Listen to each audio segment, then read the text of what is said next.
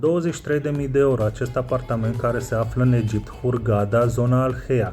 Bine mobilat și utilat. Avem aer condiționat, frigider, aragaz, mașină de spălat, mobilă de bucătărie, o mică noptieră cu televizor. Da, ai auzit bine, totul la suma de 23.000 de euro. Egipt, Hurghada, zona Al-Heia.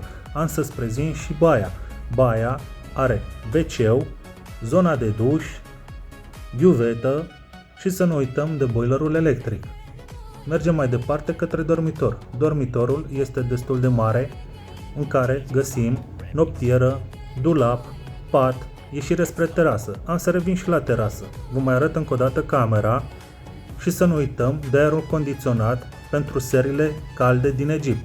Terasa te așteaptă să-ți servești cafeaua cu această priveliște minunată către piscină. Plaja se află la 10 minute de mers pe jos.